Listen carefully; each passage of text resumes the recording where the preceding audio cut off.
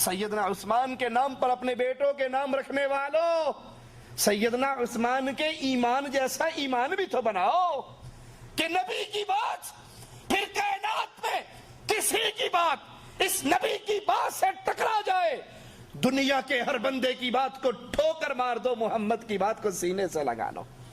بیت اللہ موجود ہے، اجازت نامہ موجود ہے، کہتے ہیں عثمان واپس لوٹ جائے گا، بیت اللہ تیرا طواف تب کروں گا جب محمد میرے ساتھ ہوں گے صلی اللہ علیہ وسلم۔ کفار کو بڑا طیش آیا، اپنے نبی سے اتنی محبت، ہم بیت اللہ کے طواف کی اجازت دے رہے اور یہ کہتے ہیں نبی کے بغیر نہیں کروں گا۔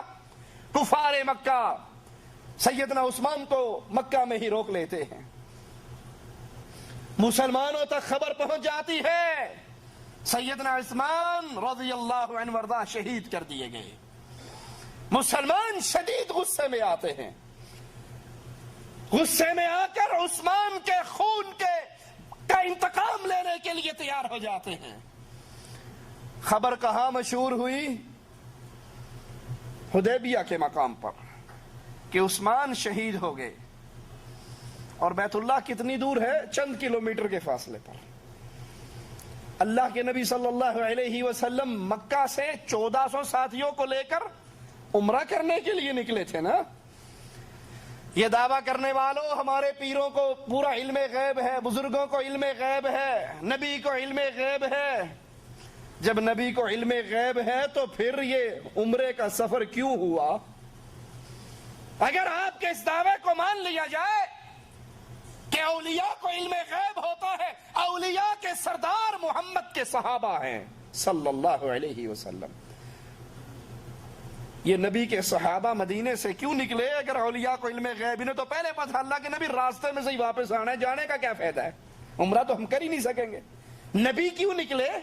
عثمان کو کیوں بھیجا؟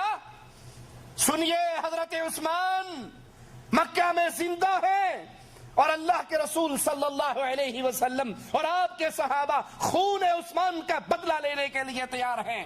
ایک درخت کے نیچے بیٹھتے ہیں، لوگوں سے عثمان کے خون کا انتقام لینے کے لیے بیعت لیتے ہیں، اور اللہ کے نبی کا انداز دیکھیے، اپنے ایک ہاتھ پر اپنا دوسرا ہاتھ رکھ کر اپنے دوسرے ہاتھ کو عثمان کا ہاتھ قرار دیتے ہیں۔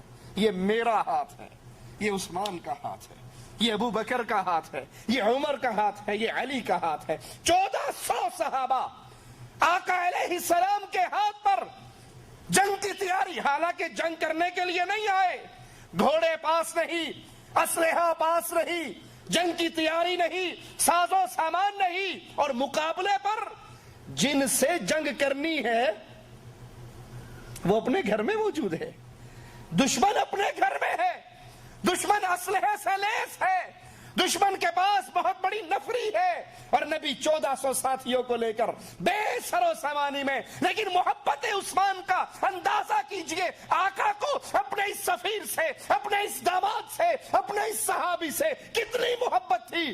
اس بے سر و سامانی میں کہتے ہیں یہ محمد کا ہاتھ ہے، یہ عثمان کا ہاتھ ہے، ہم اس وقت تک لڑیں گے جب تک عثمان کا بدلہ نہ لے لیں، اور واپس نہیں لوٹیں گے بھلے ہم لڑتے لڑتے سارے مارے جائیں۔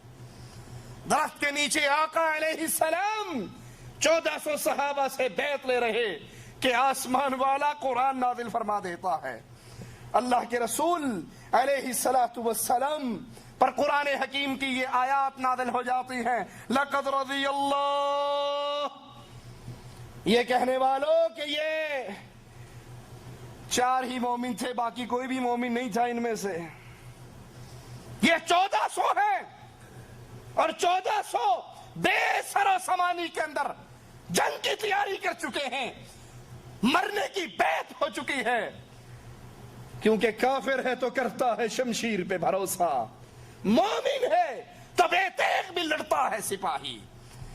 ان کی محبتیں، ان کا پیار، ان کی عظمتیں، جنگ کی تیاریاں، اور یہ سارا کچھ دے کر اللہ بھی ان سے راضی ہونے کا سرٹیفکیٹ نازل کر رہا ہے۔ لقد رضی اللہ عن المؤمنین، اللہ ان مومنوں سے راضی ہوا، ان میں ابو بکر ہے، ان میں عمر ہے، ان میں صحابہ کرام ہیں، اللہ کے نبی علیہ السلام کے ساتھی 1400 صحابہ، اور اللہ 1400 کو سب کو مومن کہہ رہا ہے اور سب کے بارے میں کہہ رہا ہے لقد رضی اللہ ان سے راضی ہوا. اور یہ ہے کون؟ عن المؤمنین، یہ اہل ایمان ہے. تمہارے اس دعوے کی کیا حقیقت ہے کہ صرف 3 یا 4 یا 7 مومن تھے، باقی سارے نعوذ باللہ منافقین کا ٹولہ تھا؟ لقد رضی اللہ عن المؤمنین اذ یبایعونک تحت الشجرہ، جب تیرے ہاتھ پر اے نبی یہ درخت کے نیچے بیٹھے بیعت کر رہے تھے، اللہ تجھ سے بھی راضی اور ان سب سے راضی. اگر اللہ کے نبی کو علم غیب تھا تو قرآن کی اس آیت کے بارے میں کیا کہو گے؟ نبی کی اس بیعت لینے کو کیا کہو گے؟ اللہ کے لیے سوچنا، اللہ کے لیے اس عقل کو استعمال کرنا، مذہبی تعصب سے باہر نکلتے ہوئے، پیروں کی اندھی تقلید کے تعصب سے باہر نکلتے ہوئے اگر یہ مان لیا جائے رسول اللہ صلی اللہ علیہ وسلم کو علم غیب تھا، تو پھر نعوذ باللہ یہ جو بیعت رضوان جو ہو رہی تھی، کیا یہ ڈرامہ تھا؟ یہ کوئی فلم کا سین کیا تھا؟ یہ نبی کو حقیقت معلوم تھی، پھر بیعت کس بات کی؟ آسمان سے وحی کس بات کی؟ ادھر بیعت ہو رہی ہے، مسلمان بھرپور جنگ کی تیاری کر رہے ہیں، ادھر سیدنا عثمان رضی اللہ عنہ وارضا صحیح سلامت رسول اللہ صلی اللہ علیہ وسلم کے پاس پہنچ جاتے. لیکن کفار کو مسلمانوں کے جذبہ جہاد کی خبر ملتی ہے کہ یہ تو بے سر و سامانی کے اندر بھی لڑنے مرنے کے لیے تیار ہو گئے، تو مجبوراً کفار مسلمانوں کے ساتھ چند شرائط پر صلح کے لیے تیار ہو جاتے ہیں.